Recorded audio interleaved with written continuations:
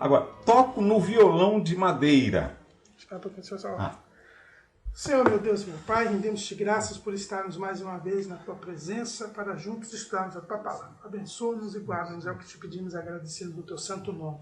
Amém. Amém. Pois é, a sua pergunta aí? Toco o violão, objeto direto. Né? Isso. Agora, toco no violão de madeira. De madeira, a adjunta nominal. Não, e no violão?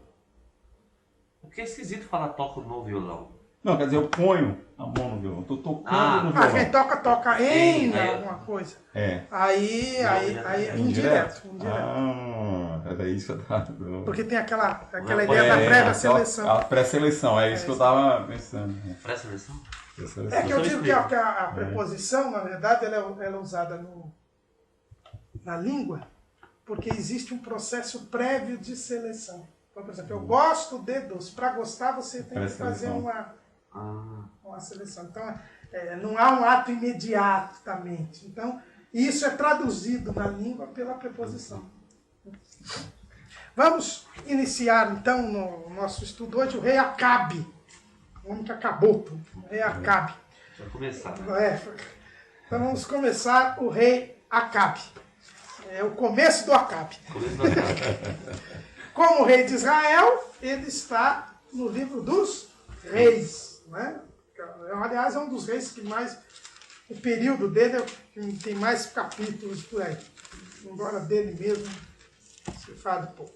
Vamos começar então com Arthur, à vontade. Muito bem, estamos aí para falar do rei Acabe. O rei Acabe é o 8º rei de Israel. Nesse momento aqui do nosso estudo, nós vamos voltar um pouco na história, porque quando nós falamos do Reino do Sul, com Josafá, nós já citamos Acabe, estamos lá na frente. Agora nós voltamos um pouco para falar, aliás, bastante para voltar para falar do rei Acabe. O rei Acabe foi o 8º rei de Israel, no Reino do Norte, portanto.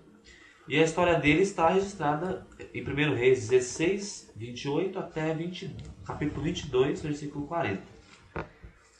Mas ele é mencionado também em outros textos, como nós falamos na semana passada, lá com o professor Vitor, em Miqueias 6,16 e também em 2 Crônicas 18. O rei Acabe foi um rei ímpio, como todos os reis de Israel. Foi um rei considerado como aquele que fez o que era mal aos olhos do Senhor. A Bíblia de Estudo e Aplicação Pessoal considera uma passagem específica como um versículo-chave, e eu acho que nós poderíamos começar por ele, para falar de Acabe e depois tentar contar cronologicamente. Pode ser? Pode, você que manda aqui. Então vamos lá. 1 Reis 16, do 30 ao 33. Do 30 ao 33. 1 Reis 16, do 30 ao 33. Estou lendo, Rafael? E fez Acabe filho de um rio que parecia mal aos olhos do Senhor, mais do que todos os que foram antes dele.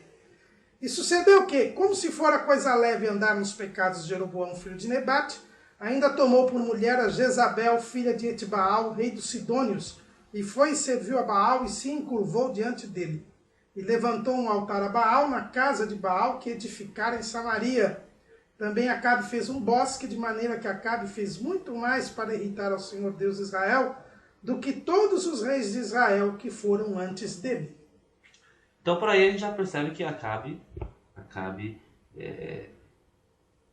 foi ímpio, extremamente ímpio. Nós sabemos que ele é filho de Onri, então ele vai ser parece que é o último dessa dinastia, né? Não. Ah, não, tem Acasias, é verdade. Tem Acasias que é o filho... e tem o outro, Jorão, é verdade. Acasias e Jorão. Então ele é pai de Acasias e pai de Jorão também. Essa Bíblia de estudo e aplicação pessoal fala que ele estava acostumado a fazer a sua própria vontade. Com quem que ele aprendeu? Com o pai. Com o pai. Nós vimos a Onri, você vê, o que gera, o que é a criação de um filho, que é o exemplo que um pai dá para o filho. Né? Onri, a gente viu a característica dele como a independência, como ele entrou sem nenhuma pelo jeito ele entrou para o reino sem nenhuma participação divina na coisa. E o nome Acabe... Ele entrou como Barack Obama, 50-50. Né? Exatamente. Mas o Acabe, ele é interessante. O que quer dizer a palavra Acabe? Boa pergunta. Acabe eu não cheguei a quer dizer filho do pai. Filho do pai, perfeito. Filho do pai. Inclusive, a gente viu naquela aula que o Onri já tinha feito coisa pior do que os reis anteriores. E agora a gente está vendo que o Acabe foi além do pai. Né? Quer dizer, ele aprendeu direitinho. O Acabe reinou em Israel 22 anos. Essa mesma Bíblia diz que a partir do ano 874 a.C. E ele foi mal, né, e conseguiu, como nós falamos, ser pior do que os seus predecessores. Que coisas ele fez como coisas piores? Aqui nesse texto que nós lemos, inicialmente, mostra que ele se casou com Jezabel. Jezabel não era israelita, pelo contrário, ela era filha de Etbaal, e nós já vimos que Etbaal, nós chegamos a citar Etbaal na aula passada, e nós vimos que Etbaal era o rei dos Sidônios, e ele tinha portanto, ídolos, ele adorava ídolos. A sua filha, naturalmente, quando se casou com Acabe, melhor dizendo, Acabe, quando se casou com Jezabel, acabou servindo aos deuses dessa sua esposa, a Baal. A Bíblia fala que ele serviu a Baal e se encurvou diante dele, quer dizer, piorando a situação de idolatria do povo de Israel. E aí, nessa adoração que ele fez, que Acabe fez a Baal, ele construiu um altar a Baal, é o que está escrito aqui, né? Ele se casou... Não só um altar. E também edificou um bosque, não é isso? Na verdade, 3 coisas. Ele levantou um altar a Baal, mas na casa de Baal, que edificaram em Samaria. Então ele construiu um templo para Baal, em Samaria, um altar para Baal nesse templo. E um bosque. Que é o bosque, porque esses deuses dessa época aí, né, o bosque era um local de adoração também. Onde também se faziam sacrifícios, onde se fazia cerimônias de adoração a Baal. Né? Então esse bosque era um local para adoração também. Então nós percebemos com isso aí que ele realmente se aprofundou no pecado. É interessante que o narrador faz uma observação, né, no versículo 31, diz assim: como se fora coisa leve andar nos pecados de Jeroboão, filho de Nebate. Quer dizer, já era mal, já era ruim, tanto que muitas vezes o texto bíblico informa que o tal rei andou no caminho de Jeroboão. Quer dizer, já era algo negativo. E aí o Acabe piora. Piora, por quê? Porque ele oficializa a idolatria. Porque, na verdade, o que tinha? Aqueles até então bezerros, é uma coisa... porque aqueles bezerros, a gente tem que ver o seguinte, aquilo ali já era uma idolatria, já era uma violação da lei do Senhor, mas aqueles bezerros, eles eram considerados como que representantes, como imagens de Deus. Isso que é a mesma coisa que acontece lá no episódio do bezerro de ouro. Na verdade, o bezerro de ouro não era um Deus que eles tinham criado, um outro Deus. Ele era mais uma representação do Deus de Israel, o que estava errado. Porque a lei ela é bem clara, lá nos 10 mandamentos, lá em Êxodo 20, eu sou assim... Ele diz assim, 20, o primeiro, não terás outros deuses diante de mim. Aí vem, não farás para ti imagem de escultura, nem alguma semelhança do que há em cima nos céus, nem embaixo na terra, nem nas águas debaixo da terra. Não te encurvará a elas, nem as servirás. Porque eu, Senhor teu Deus, sou Deus zeloso, que visita a maldade dos filhos até a terceira e quarta geração daqueles que me aborrecem. Então, o que a gente percebe aqui é o seguinte. Primeira coisa, não se pode adorar outros deuses. Esse é o primeiro. Segundo ponto, não se pode fazer imagem de escultura de nada que represente o que há no céu ou na terra. Isso é importante, por quê? Porque a Igreja Romana, ela procura justificar o uso das imagens dizendo o seguinte, não, aqui se proíbe fazer imagem de outros deuses. Se proíbe fazer imagens para adorar outros deuses. E o que existe na Igreja Romana, primeiro que só se adora a Deus. E quando você tem uma imagem de Cristo, por exemplo, você está adorando a Deus. Não está fazendo uma imagem de outro Deus. Portanto, não é proibido. Aqui o que está aqui é que você não pode adorar outros deuses, nem fazer imagens de outros deuses. Agora, a imagem de Deus não está proibida, mas não é isso que a Bíblia fala.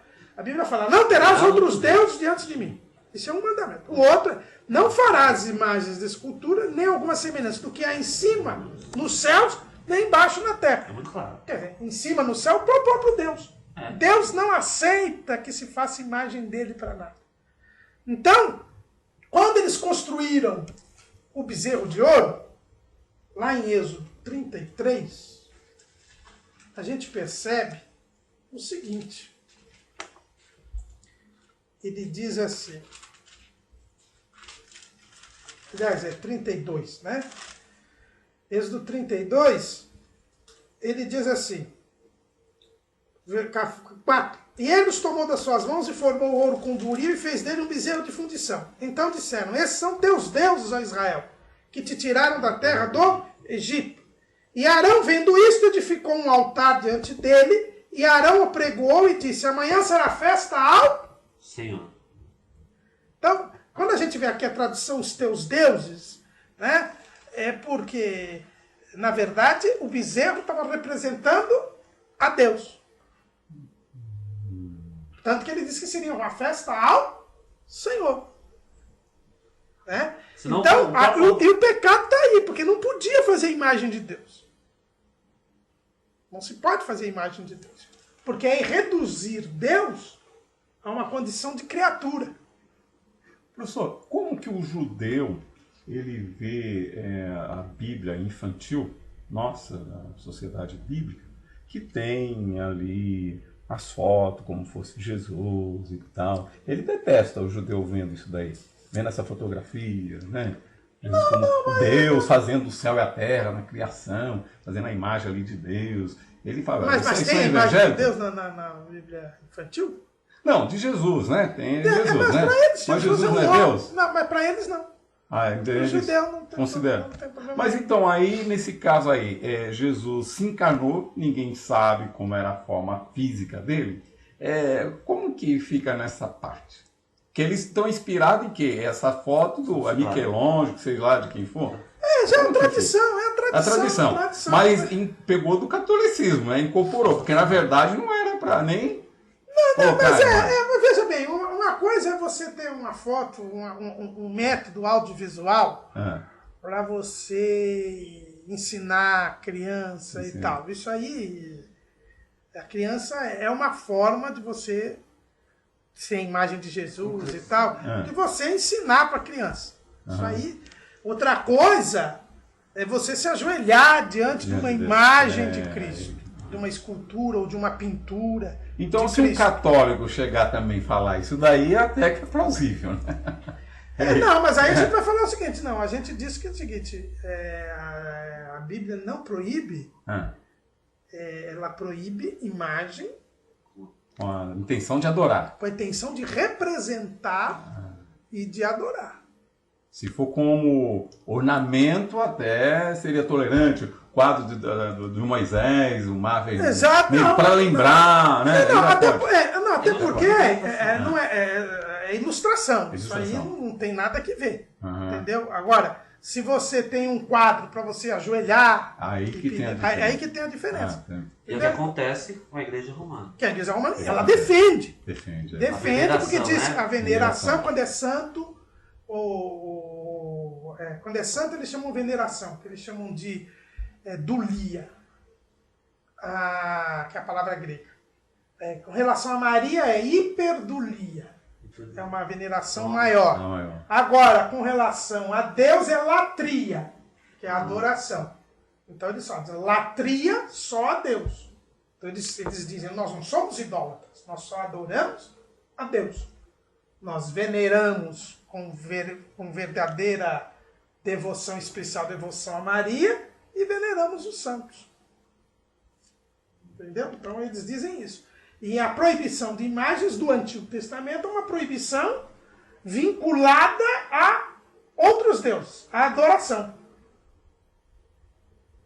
Entendeu? Tanto que na contagem dos 10 mandamentos, eles juntam aí. Não terás outros deuses, não farás escritura. É só um mandamento. Eles não consideram esse não farás imagem de escritura como mandamentos. A contagem dos mandamentos é diferente. Porque eles dizem que isso é um desdobramento do primeiro. Justamente para escapar. Mas no nosso, geralmente, credo, esse primeiro mandamento também não é reduzido pra gente? Não acaba dando 10? Amar a Deus sobre todas as coisas? Tá? Dá 10. Mas eles não consideram que... Mas a contagem nossa é diferente. Depois eu pego ali que eu tenho que ver depois, aqui. A contagem é diferente. Eu gostaria. Tá certo? Tem gente aí? Não, isso é do link lá. Então, o que acontece?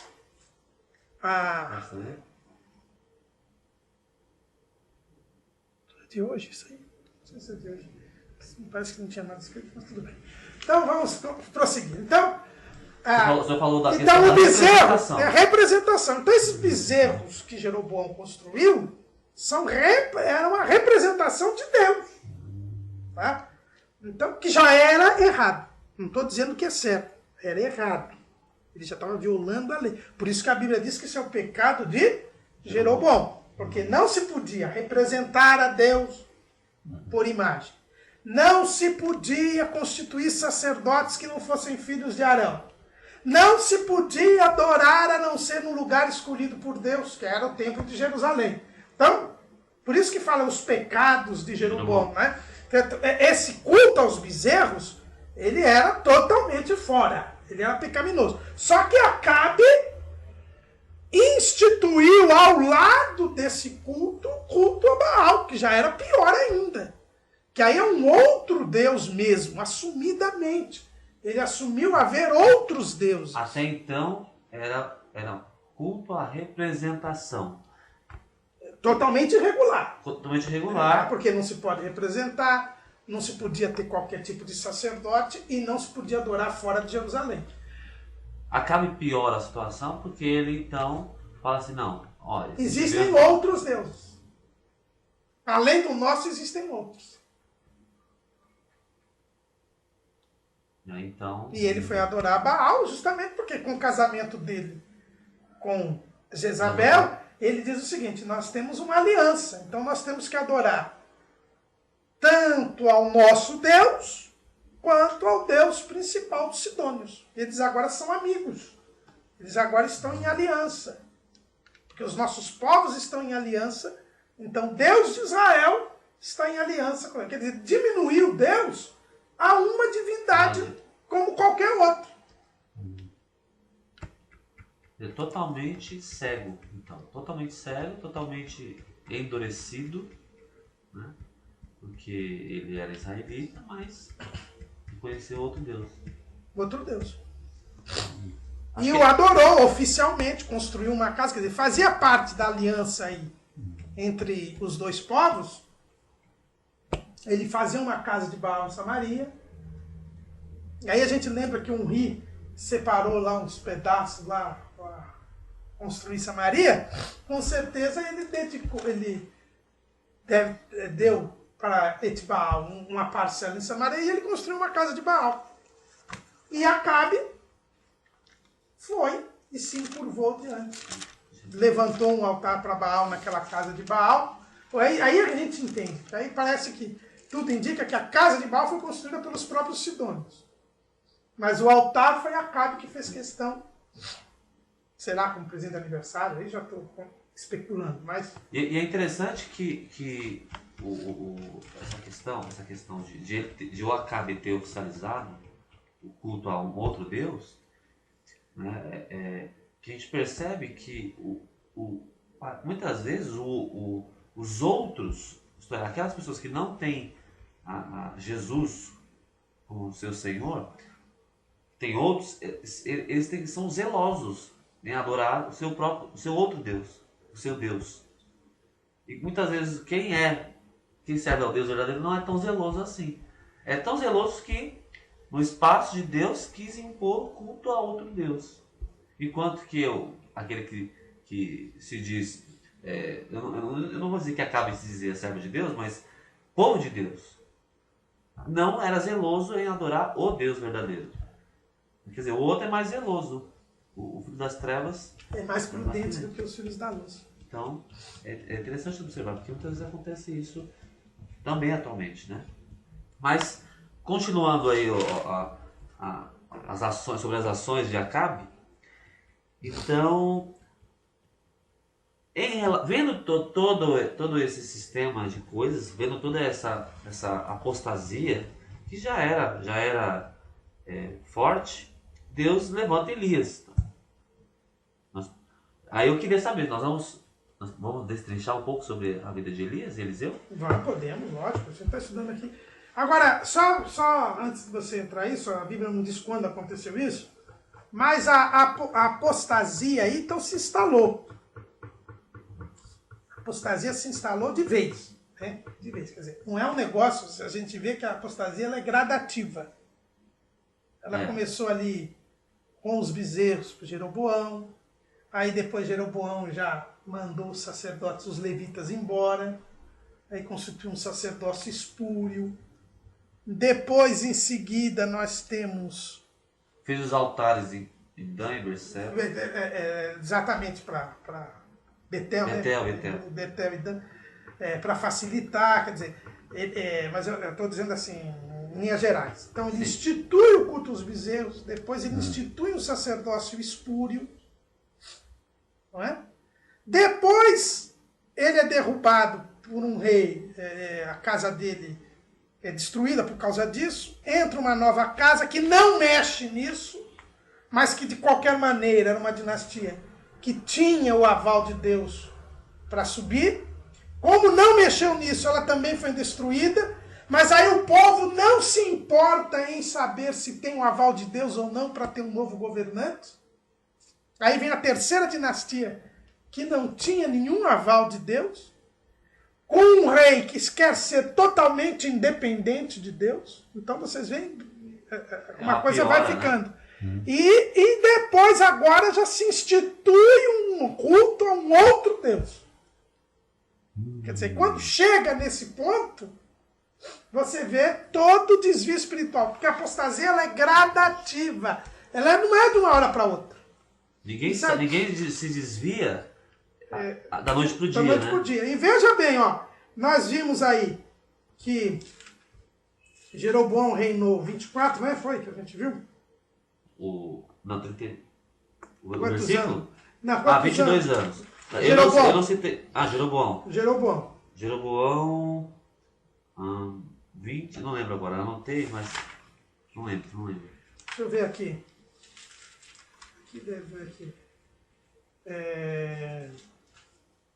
22, como que eu poderia falar aqui? 24, não foi? Foi 24. Olha, foi mais que Acabe. O desvio espiritual que o senhor disse no reinado dele não é gradativo. Como que é? Não, é gradativo. É gradativo. Não é de uma hora para outra. É gradativo. Mas por que eu estou dizendo isso? Porque Jeroboão reinou 24. Nadab reinou 2. Já dá 26. Baasa reinou 24. Baasa reinou 24. Então, olha aí, 26 com 24 já dá 50. 50 mais 2 do Elá dá 52. Mais os 20, mais os 16, né? Do Onri. 16, 8, 12, 12. 12, 6 e 6, é verdade. Então, 6 e... 50 mais 12, 62 anos. Então demorou 62 anos para chegar nesse estado. Para chegar nesse estado. 62 anos. 62 anos. Quer dizer, não é de um dia para o outro. Mas chegou nesse estado. E o estado era tão ruim que o que acontece no reinado de Acabe? O reinado de Acabe se reconstrói Jericó. Está aqui no versículo 34. E em seus dias, Hiel Betelita edificou a Jericó. Morrendo Abirão, seu primogênito, afundou. E morrendo Segube, seu último, pôs as suas portas, conforme a palavra do Senhor que falara pelo ministério de Josué, filho de Nun. O descaso com Deus foi tão grande, a mentalidade que se criou foi tanta, que se reedificou a cidade maldita. Por que Jericó foi reconstruída nos dias de Acabe? É mais um símbolo da apostasia. Quer dizer, era a cidade maldita, era a cidade que ninguém tinha coragem de construir, porque sabia que tinha uma palavra de Josué que maldito era aquele que construísse. Quando afundasse, morreria o seu filho mais velho. Quando terminasse as suas portas, morreria o seu filho mais novo. Ninguém tinha coragem.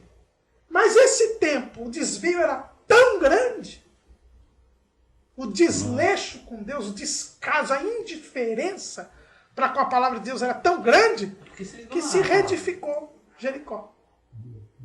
É o perigo de se esquecer da palavra, se esquecer, ignorar a palavra. Porque nesse momento, a gente infere que a palavra de Deus simplesmente tinha sido abandonada. E se a palavra de Deus foi abandonada, não tem como ele saber da maldição.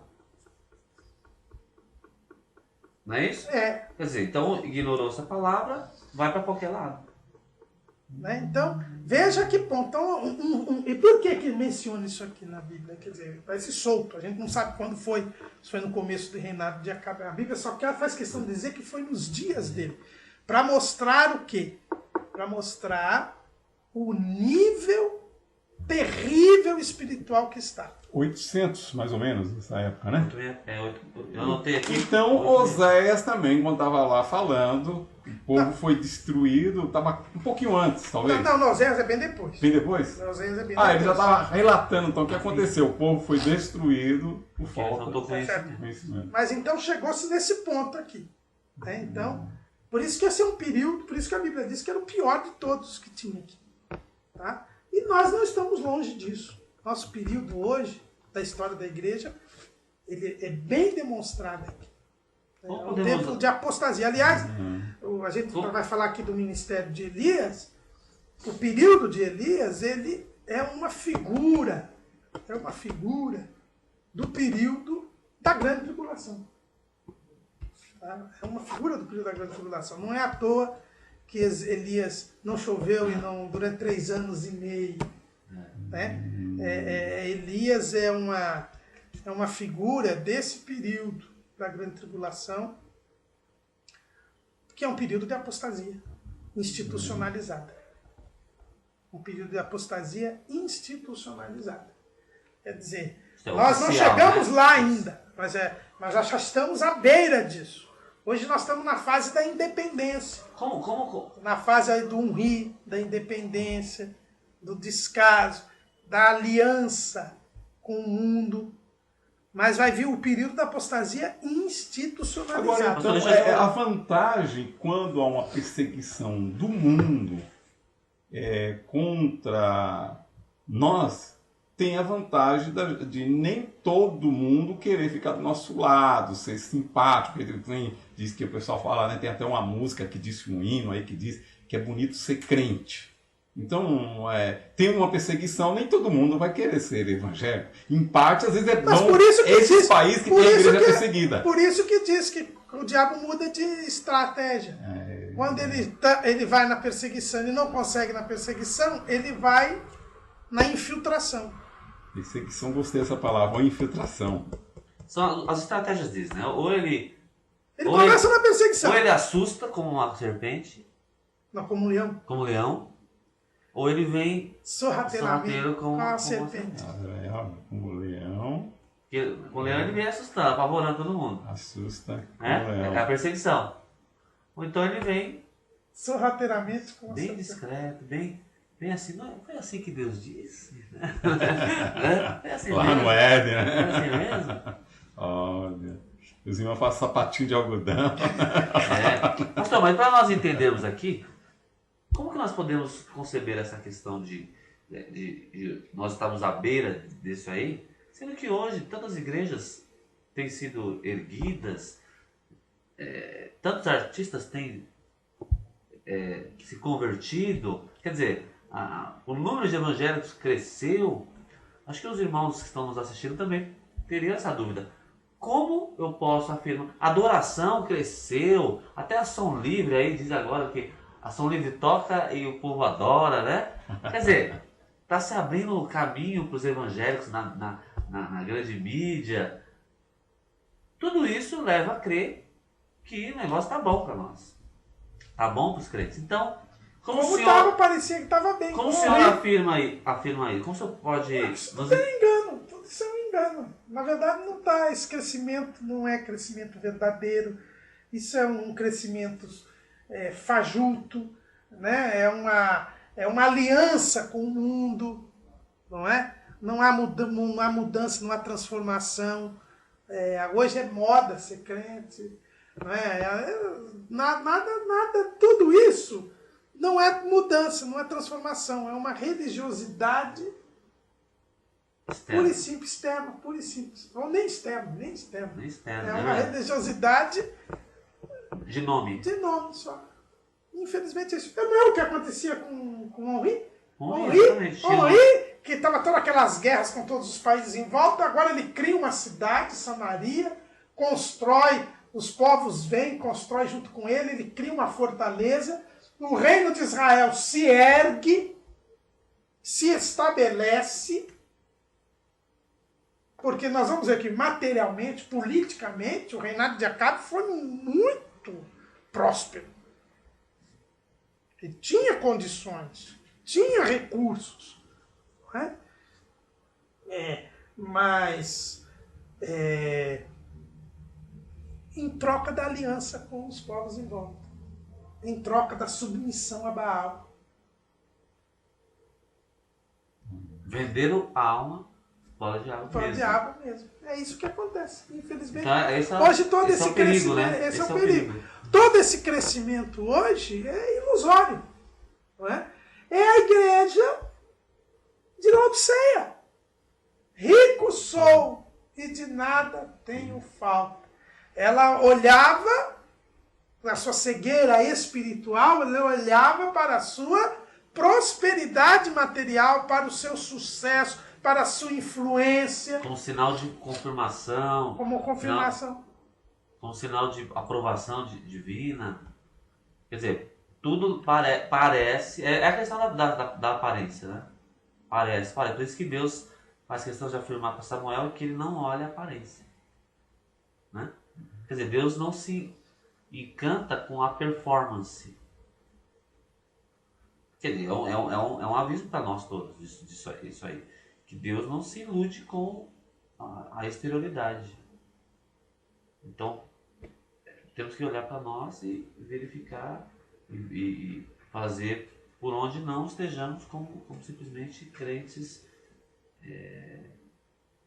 de aparência, né? Mas vamos continuar. É uma pergunta.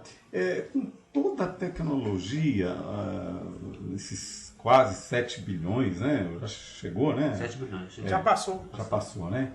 Com toda essa tecnologia, existe algum lugar aqui do planeta que ainda não teve o privilégio de ouvir as boas novas? Tem. Porque primeiro que a tecnologia não é extensiva a todos.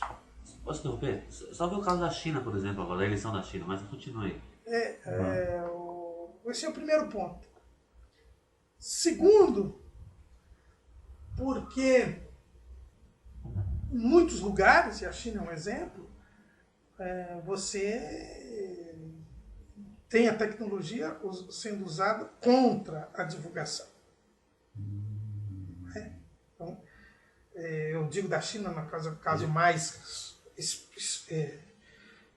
extremo, mas mesmo nos nossos, mesmo aqui no Brasil mesmo, você vê que os meios de comunicação eles são seletivos e contrários à pregação do que é genuinamente e autenticamente cristão.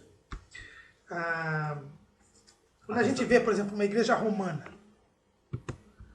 que tem uma estrutura negável, quando a gente vê o Papa dizendo sempre que é preciso os cristãos, é preciso a igreja ocupar espaço na mídia, porque ela está aquém, ela não tem deixado se estar, vira e mexe, ele vive falando a respeito do pouco espaço que a Igreja Católica ocupa na mídia.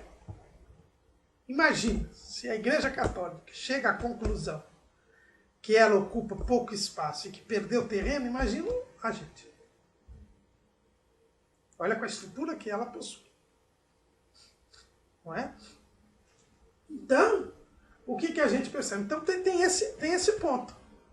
Então não chega realmente. Infelizmente, é uma grande verdade hoje. A Coca-Cola é mais conhecida do que Jesus.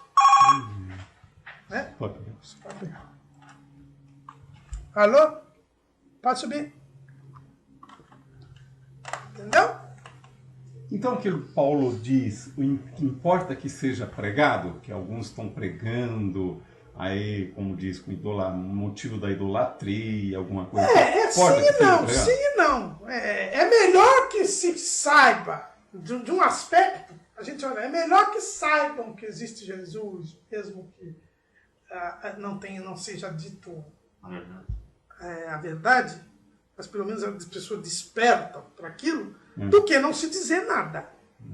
Isso que Paulo Agora, tem o outro lado que, se depois não vier alguém atrás para consertar as coisas erradas, a pessoa vai ficar... Para tornar-se aquele seguidor pior do que antes, Exatamente. né? Aí, Você entendeu? Mas há muitos lugares... Se nós pensarmos na questão a questão da liberdade. A liberdade de expressão. Deixa eu só ir lá. Na China, por exemplo, se nós pegarmos aqui a questão das eleições, lá na China está tendo eleição. Você sabia? Você lembra? O senhor chegou a ver? Não, eu não acompanhei ainda. Então, nos Estados Unidos, todo mundo soube. Nos Estados Unidos, o mundo inteiro soube que estava tendo eleição presidencial. Agora. E na China também está tendo. O Partido Comunista. Menos divulgado, né? Só que não é divulgado. Exatamente. Não é divulgado porque não é do interesse deles. É o Partido Comunista. O Partido Comunista tem 80 milhões de membros. E está acontecendo agora lá a eleição do novo presidente comunista. E pouca gente sabe, porque eles não querem que saiba. Daí a gente vê o poder de controle de conteúdo. Então não chega o evangelho a certos lugares, por quê? Porque há um controle. Quer dizer, a mídia, a internet, não tem jeito de furar, eles barram. Dá para barrar. Igual Cuba também barra. É possível barrar. E é o que acontece. Mas não vem pelo espaço, quer dizer, o governo, como que ele faz? Tem um controle tecnológico para barrar? O quê? O governo, quando chega alguma mensagem que tem jeito de barrar... Tem bloqueio, tem tudo. Tem bloqueio? Tem, por exemplo. Lógico que sempre outro alguém consegue furar, mas eles têm um bloqueio muito... O que atrapalha... O Google só funciona na China, Não. porque eles fizeram um acordo, que até foi muito criticado quando o Google fez esse acordo, mas para eles entrarem na China, eles têm que compartilhar todas as informações com o governo. Antes de abrir. Não, é tudo compartilhado. Mas se falar algum mal do sistema lá? Não, o governo ele tem acesso a tudo. Então, se alguém fala, tem até umas palavras-chave, assim, quando vem, não entra.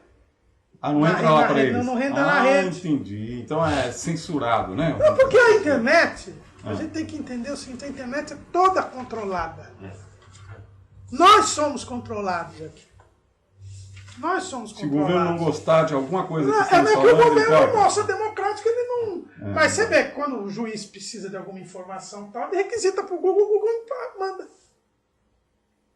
Tá certo? E eu tenho percebido isso. Quando você entra, você começa a perceber isso. Quando você entra no seu Twitter, quando você entra no YouTube. Não precisa nem ser no... Quando eu entro aqui no YouTube, vem atrás assim, já vem aqui na volta, não sei se você já viu aqui. Já vi. Tudo coisas do seu interesse. Tudo assuntos ali, vídeos que é de assuntos dos seus últimos acessos. Por quê? Porque o Google ele tem o controle de todos os seus acessos. O que você vê? Do que você vê. Então ele já coloca lá porque ele sabe que você tem interesse naqueles assuntos. Quer dizer, um perfil. Né? Então nós já temos uma marca, né? Já tem. Tá certo? Então já Tem existe como no isso. Twitter, na questão dos amigos lá, Dos né? amigos que você vê. Outro dia você apareceu lá. Você apareceu. O Vitor ainda não apareceu, mas você já apareceu lá. Talvez você queira seguir tais pessoas. Aí vem o É tudo tema, tudo gente ligada aos temas que você usa. Por isso que é bom estar aqui com os irmãos amigos. Até isso. Não, o povo não sabe, não percebe isso. Outro dia eu caí. Eu falei, eu abri e tava lá tudo coisa que eu quero. Eu falei, mas Como ele cara, sabe? não é que ele sabe. Que é conforme as suas últimas pesquisas que você fez e tal. Já vem. Aliás, no Google também. No Google, agora, quando eu passo eu faço esses links lá no Twitter, no Facebook e tal. Então, quando eu coloco assim agora, escrevo Jonas, por exemplo. Escrevi Jonas. Já vem direto. Um site do irmão Jonas Martins Olímpio, que eu sempre acesso. Ele já vem como o primeiro, é o mais acessado por mim. Então, quando eu só escrevo Jonas, ele já vem sozinho. Jonas Martins Olímpio, e já abre o primeiro link. Por quê? Porque é no meu computador aqui que já está. Tem o IP, o famoso. Então, eles sabem exatamente aquilo que eu acesso, que eu deixo de acessar. Não, o caso é sério. Inclusive, eu estava colocando o meu currículo no CNPq hoje, pensando exatamente sobre isso, né? Se o cara cruzar informação com informação, foi a sua vida toda, né? Tranquilo. Tanto que, como é que você é feito seleção hoje? Dá pra saber. Em empresa.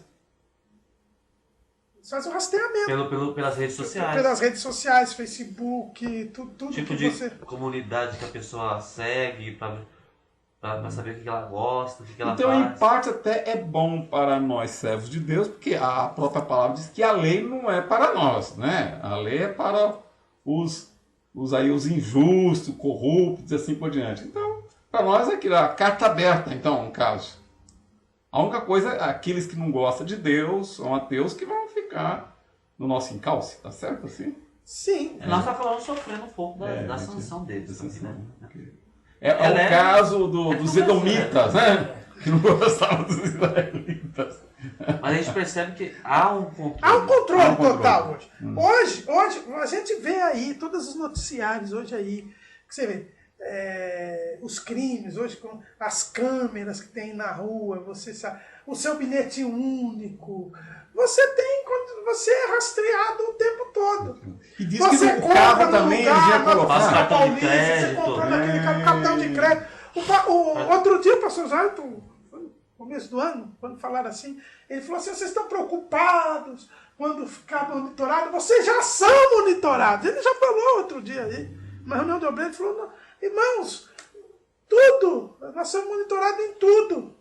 Mas diz que o carro Faz eles um vão colocar levantamento. chips, né? Nos carros aí, tem uma previsão, né? Nos Sim, carros. é por causa do vai ter o negócio aí vai ter o chip do carro. Carro. Mas isso aí, mesmo sem chip hoje, você já não tem o sem parar.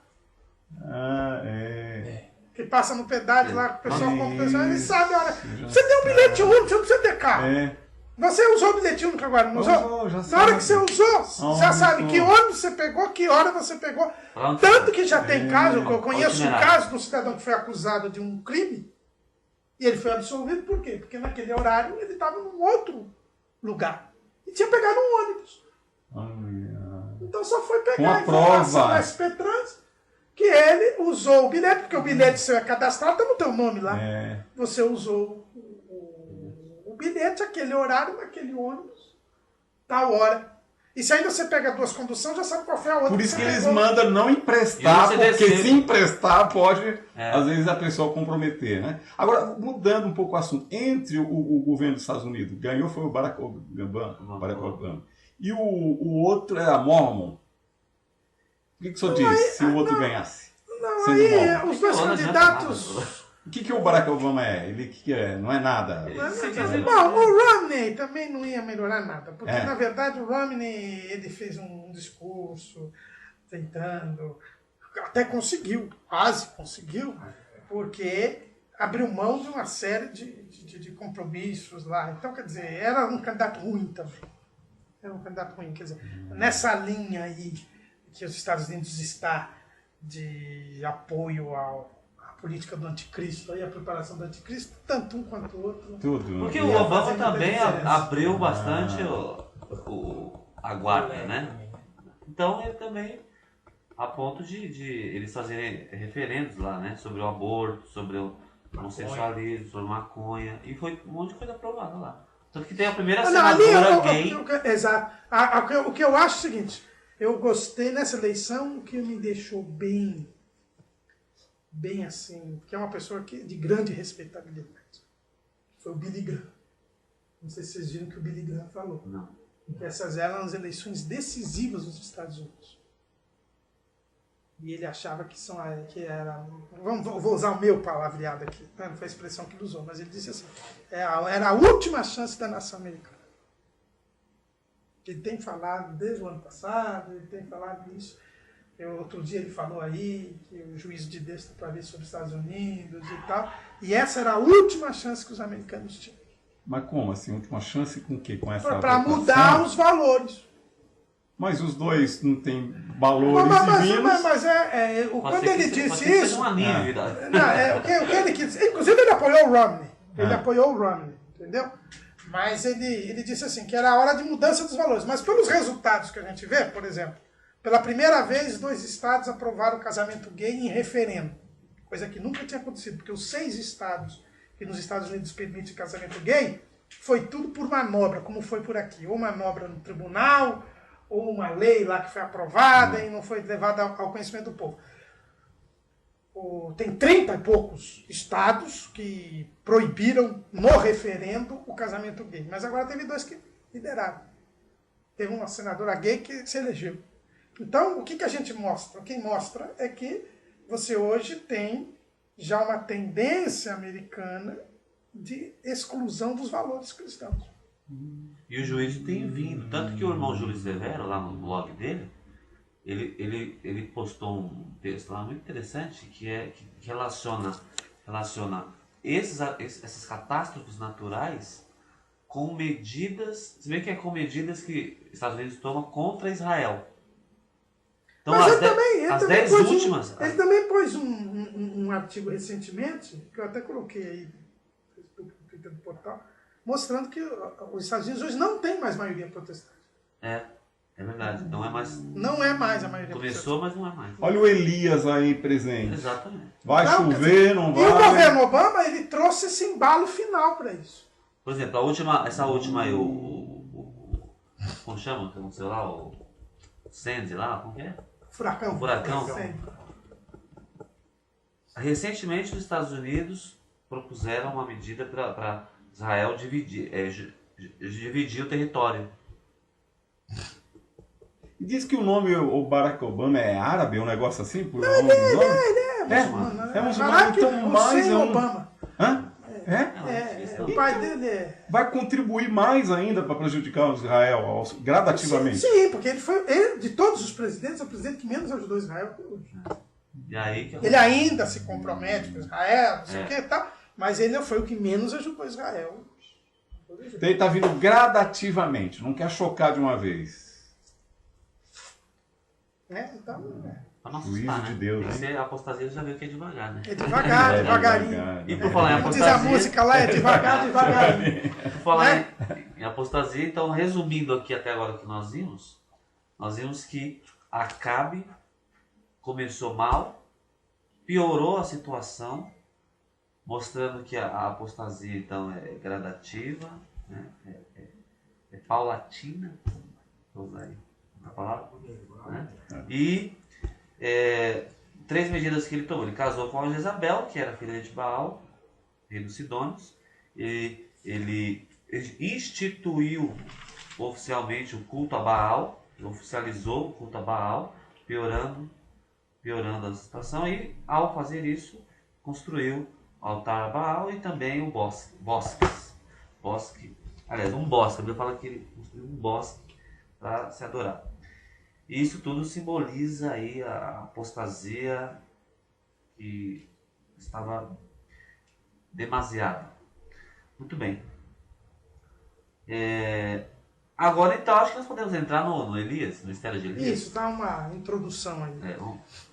Então, aí veja bem, olha, nessa situação de apostasia completa, institucionalizada, de independência de Deus, de total Descaso, alinhamento, né? descaso com Deus, é interessante nós lembrarmos, mais uma vez, a gente já viu na semana passada com relação ao Henri, que o Henri assumiu, como disse o Vitor, muito bem naquele estudo. Você trouxe o nome do homem? Não, Esqueci de trazer o nome do homem. Cadê? Mas esse estudo que tudo indica que Henri não era o escolhido de Deus e tal, o povo não quis nem saber de nada. Foram 12 anos de reinado de Henri, mais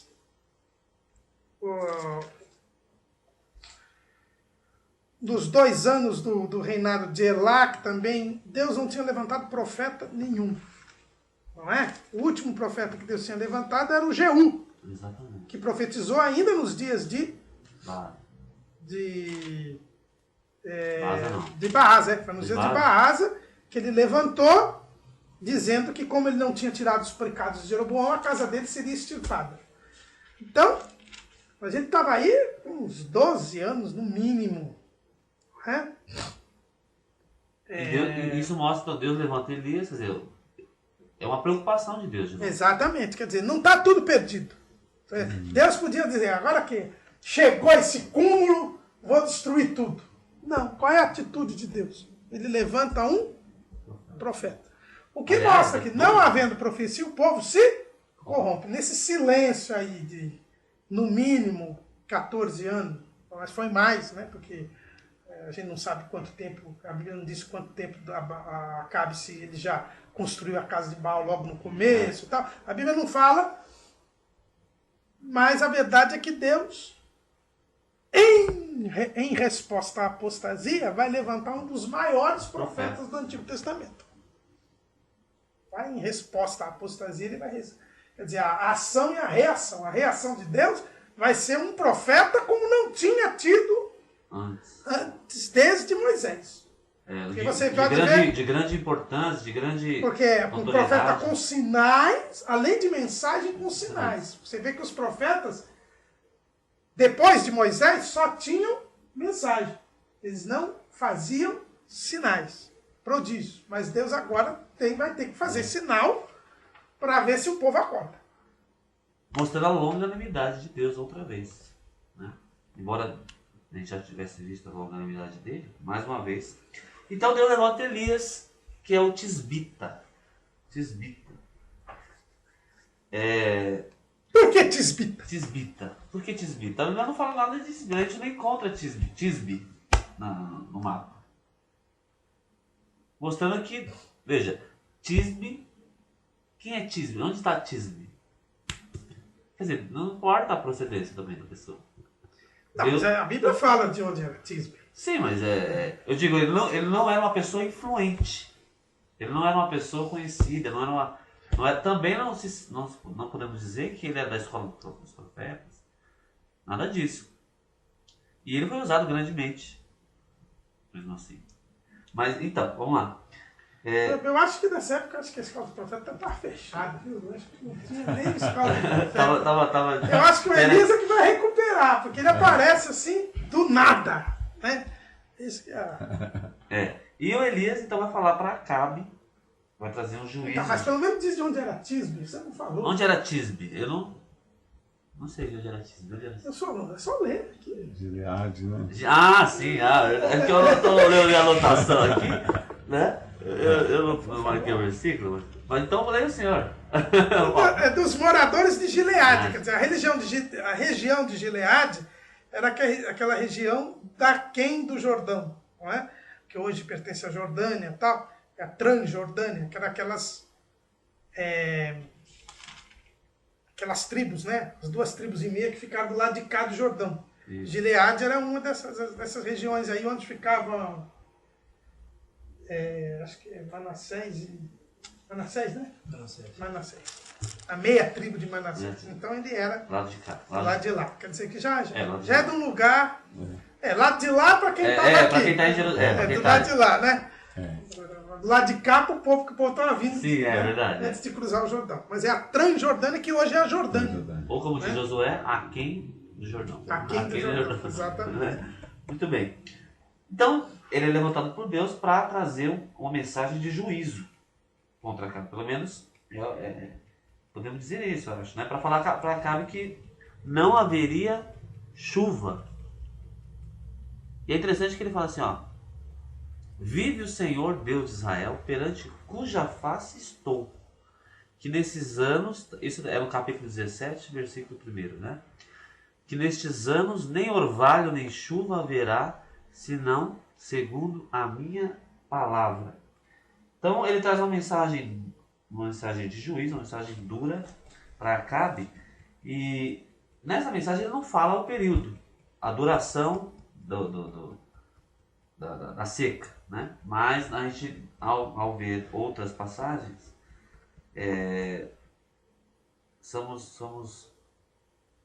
nós vemos que durou 3 anos, 3 anos e meio. É isso, né? Isso a gente vê em Tiago. Tiago, lá em Tiago fala, lá em 5:17, né? Isso. Mas antes, o José fala isso aí também, viu? José fala. O José também fala. É lógico, né? Ele sabe, né? Cadê o José? Você não trouxe o José? Eu trouxe, deixei no carro lá, velho. O Flávio José. O senhor deixou no carro? Mas então vamos entregar o meu. Eu anotei até a página aqui, a página 414. Já ajuda. Eu estava vendo que não tinha José aí. Pois é. Eu perguntei onde que é Tisbe e tal. Agora aqui você vai ter que procurar aqui. Onde que tá? Eu só anotei a minha página aqui, não sei se tem. É porque aqui é a versão... Olha, assim, meu Deus, é bom. Eu abri aqui. Olha. Abri. Olha. Olha, exatamente. Abri. Primeiro Reis, Olha. 17. Abri, hein? Aqui o José. Olha como Deus é longânimo. Por isso, é verdade. Então vou ler essa parte aqui. Nós estamos falando do livro do Flávio José, na história dos Hebreus. Antiguidades judaicas, né? Antiguidades judaicas. Tem que falar o capítulo também? Mas aí, ó, o capítulo você vê aqui. Livro 8º e o capítulo 7. Capítulo 7 de Flávio José. Ele diz assim, que o profeta de nome Elias, da cidade de Tisbe, veio falar ao rei Acabe, da parte de Deus, e afirmou com juramento que depois de ser retirado, Elias, retirado, ele saiu um pouco da presença do rei Acabe, e desempenhado a sua responsabilidade, Deus não mandaria mais à terra nem chuva nem orvalho, durante todo o tempo que estivesse ausente. E aí ele vai falar nessa passagem, não vou saber exatamente onde está, para não demorar, mas ele diz 3 anos e meio também. Tiago 5,17. E em Tiago 5,17. O senhor abriu aí? Abri. Obrigado. E aí? Tiago 5,17. Tiago é mais claro que José. Então é melhor a gente ficar com o Tiago. Não, mas isso mostra que É claro, mostra que... era um dado da tradição, que o texto não diz, mas a tradição dizia, e que foi confirmado porque Tiago escreveu. E também o texto de Reis fala simplesmente que Elias falou assim, ó, não vai chover de acordo com o que eu estou falando. Mas, não que ele fosse autossuficiente, não é isso. Né? A gente sabe que Tiago vai revelar um dado importante sobre Elias. Elias era homem sujeito às mesmas paixões que nós, e orando pediu que não chovesse. E por 3 anos e 6 meses não choveu sobre a terra. Então, por 3 anos e 6 meses não choveu, cumprindo aquilo que Deus disse por meio de Elias. É interessante que a gente vê isso aí como um juízo, porque a cidade de Samaria, né, Israel, estava simplesmente desviado, estava se achando dona de si mesmo, autossuficiente, e Deus vai mostrar que Ele é soberano, que Ele controla tudo.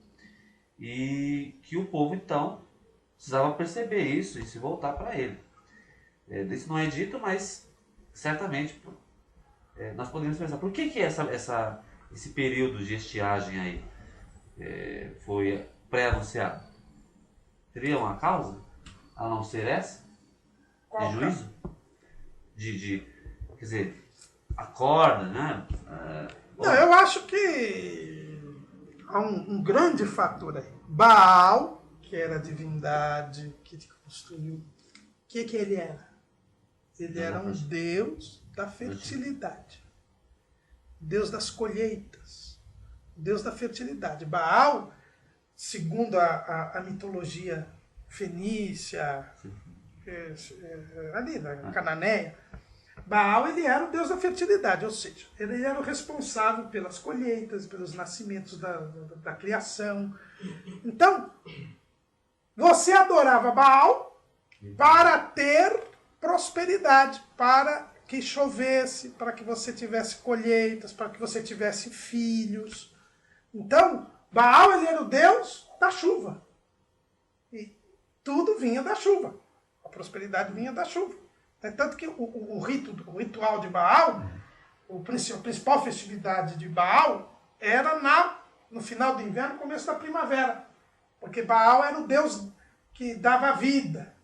Né? Porque o inverno subia toda a vegetação, tudo, então era ele. Então ali nos cultos da primavera, daí é que vem essa história, por exemplo, por que na Páscoa, colocaram coelho, ovo, que são símbolos são as festas pagãs da primavera, porque a Páscoa aqui para nós, no hemisfério sul, é no outono. Mas no hemisfério norte, a Páscoa é na primavera.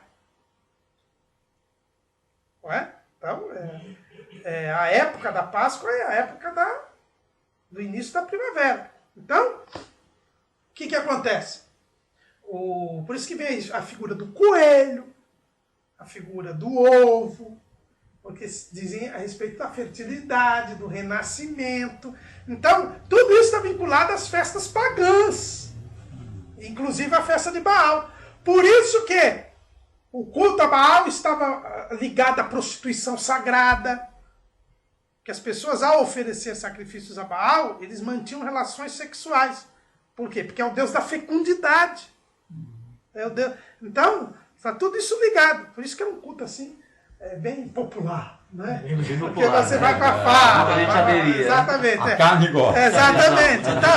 Então, Churrasco. quando Elias aparece do nada e diz para o rei Acabe, vocês não vai ter chuva, não vai ter orvalho, enquanto eu não falar novamente, segundo a minha palavra, quer dizer, mas esse segundo a minha palavra, porque ele foi dirigido por Deus para isso, então, é bom, porque já tem gente aí por aí que usa esse texto para dizer do triunfalismo, do poder da palavra e tal. Isso porque ele fez isso porque Deus mandou ele falar.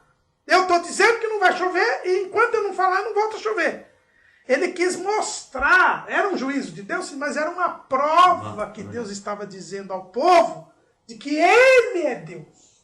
É Ele quem manda a chuva, é Ele quem manda a... Ele é o Criador dos céus e da terra. Não era Baal. Vou falar de mandar chuva, ele manda mesmo. Manda, exatamente. Então, acho que a expressão mandar chuva é isso aí mesmo. Então, o que acontece? Quem é o mandar chuva? É verdade. Então ele era tanto que quando termina esse período com aquele desafio de Elias, para que o povo provasse quem era o verdadeiro Deus. Porque apesar de estar 3 anos e meio sem chover, o povo ainda estava na dúvida. Quem era Deus? Se era Baal ou Deus. Entendeu? Então, o porquê que Elias diz isso é para provar que Deus é quem era Deus. Que Baal e que não ele era que merecia adoração. Exato. E que eles estavam no erro, então. O povo de Israel, da tribo do norte, da tribo do norte, estava errado. Mas mesmo assim, parece que o povo não acordou. E aí, o que você ia falar? Eu ia dizer que o Flávio José procura fazer uma descrição desse período aí, de que os animais estavam morrendo, naturalmente. 3 anos. Com 1 ano, ele fala, parece que ele fala... Você tem que procurar aqui onde está esses 3 anos e meio do José, porque eu não lembrava que ele tinha falado Eu isso. notei na página 414. 414. Aquela versão. Eu vou pegar a minha versão lá, então. Né? Eu não vou achar, porque... Mas ele vai dizer também, voltando aqui pro período, que Não, só uma coisa que eu acho interessante. os animais começaram a morrer. O José ele pega um documento de um historiador Ele cita chamado os Menandro, Ele cita também. Né? provando que houve essa seca. E esse Menandro tem a ver com Etbaal, parece. Exatamente. Quando o Menandro, que é um historiador, ele fala a respeito de Sidom e fala a respeito do rei Etbaal, ele diz assim: houve naquele tempo uma grande seca, que durou desde o mês de Perbereteu até o mesmo mês no ano seguinte. Esse soberano mandou fazer grandes preces, e foram elas seguidas de um grande trovão. Foi ele quem mandou construir as cidades de Botas da Fenícia e a de Alzate na África. Né? Então, Etbaal reinava no mesmo tempo de Acabe. Né? A gente viu aí pela Bíblia. Então, você tem uma prova extra-bíblica da existência desta seca. Né? Ah, mas aqui essa seca diz que durou 1 ano só. É que começou a seca em Israel e depois foi se alastrando. Parece que é o período mais crítico da seca, né? O períodozinho em que as coisas chegam a um nível quase que insuportável. Que é justamente a hora que Elias chama os profetas para aquela grande duelo. A gente pode pensar em agora lá no Nordeste está havendo uma seca terrível. E faz 1 ano só. E tá todo mundo lá desesperado. Quer dizer, com 1 ano realmente causa desespero. Então 3 anos e meio é de... peraí, tá acontecendo alguma coisa, né? Porque pelo visto... Será que esse povo continuou adorando a Baal? Mas é lógico. 3 anos e... Daí o porquê da necessidade do confronto, né? E aí a gente vê, então, porque o período de Elias, como o professor falou, simboliza a grande tribulação. A primeira metade. Uma parte. A primeira metade, ó... Porque não diz que a primeira não vai ser... É a segunda metade. A segunda metade. Então, a segunda metade, o povo vai receber juízo de Deus, mas também não vai querer saber. Mas isso é o que está dizendo no Apocalipse. Quando eles despejam vem as trombetas e as taças, eles não querem saber mesmo. E tem muita gente que acha que se não subir agora, né, isto é, se Jesus vier buscar, ou então, enfim, no arrebatamento, estando vivo vai subir na tribulação. Tem gente que fala isso. Até eu vi umas reportagens já, faz tempo isso aí, faz uns 2 anos, que eu vi uma notícia de que alguns grupos de pessoas nos Estados Unidos estavam cavando lugares e o kit grande tribulação. o kit grande tribulação. Agora, a gente não sabe se é por causa disso ou se é porque eles acreditam em outro, na grande tribulação, tem aquela questão lá também.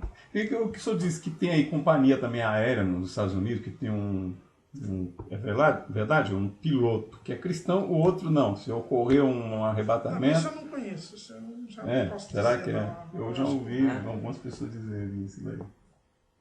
Bom, eu sei que... Estou cafifado. Quando o Tiago vai descrever esse período de seca, que ele é pontual no que ele diz, mas ele diz um negócio interessante. Dá para ler de novo aí? 5:17 de Tiago. 17. É porque parece que... Tem um 18, que depois ele orou para chover novamente. É né? verdade. Eu li só o 17. Quer que É o leia? 17 mesmo. É 17 mesmo? Então vamos lá. 5:17. Opa, cadê? 5:17. Elias era homem sujeito às mesmas paixões que nós, e orando pediu que não chovesse. E por 3 anos e 6 meses não choveu sobre a terra. Então, ele pede para não chover, né? O Elias. Então, fica-se a sensação de que parece aquela lutazinha que existe entre os profetas do Antigo Testamento e Deus. Parece que o profeta pede a Deus uma prova para si, e esta prova acaba sendo um juízo para os outros. Porque é ele que pede a Deus para não chover. Será que isso já é a primeira etapa do desafio, então? Seria uma... Não, mas eu acho que no caso de Elias, parece que é ele mesmo. A grande prova de que Deus o havia enviado era essa, para que não chovesse. Então, ele mesmo pede a Deus essa prova, como... E Deus consente. E Deus consente, mas consente... É boa essa ideia, né, mano? Deus consente a prova de Elias, mas com um sentido bem maior do que aquele que Elias pretendeu. Porque para Elias era só uma prova para ele. Para Deus era todo um juízo para a nação. Por que para ele, você diz? Porque ele pediu. Sim, mas ele pediu... Por quê? Diante da situação da Diante da situação, ele diz assim: Senhor, se o Senhor me está enviando eu falar com o rei Acabe, faz o seguinte, para de chover. Aí eu sei que o Senhor me enviou. Então era para Eli um sinal pessoal, mas para o povo era um sinal nacional. É tanto que das leituras que se faz posteriormente, todo o povo fica sentindo aquela seca e acaba tendo aquilo como juízo.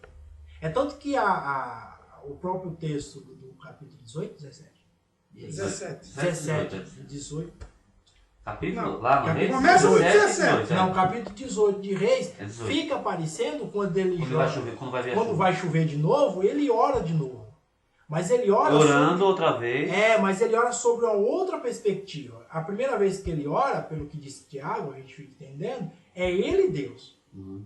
Aí Deus usa aquela oração de Elias para um contexto maior, que é o juízo para o povo.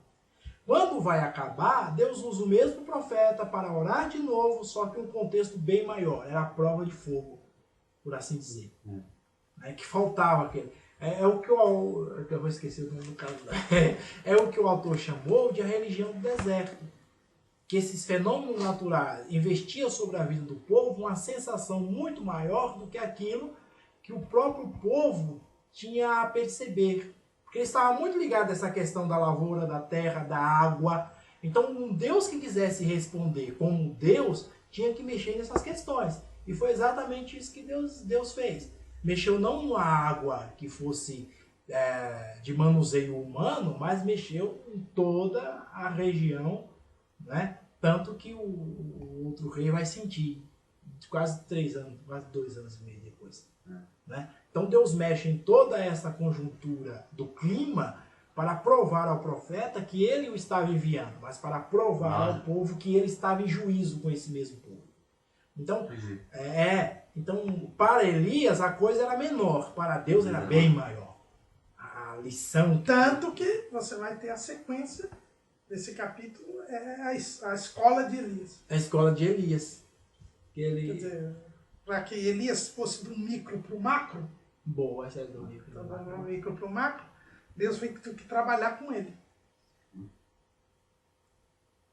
Tá bom, não vai chover. Aí ele vai lá, não vai chover segundo a minha palavra. Aí Deus vai começar a trabalhar com o próprio Elias. Enquanto está trabalhando com o povo também. Mas ele primeiro tem que trabalhar com Elias, porque Elias não estava ainda pronto para fazer o desafio. E ele não estava mesmo. Então ele vai começar agora outro lado. Antes de ele voltar para Acabe, né? Ele vai passar por um processo. Por um processo. Quer dizer, esse processo que o povo passou por um processo, mas o próprio profeta passou por esse processo. Mas processo, isso já é um assunto para a próxima. Só de finalizar, Deus lá no Gênesis julga com a água, né? E aqui ele jogou com a seca. Com a seca. Tá certo? Senhor Jesus, nós te agradecemos por esta palavra, que nós possamos guardar no nosso coração e possamos aprender contigo. Em nome de Jesus nós te pedimos. Amém.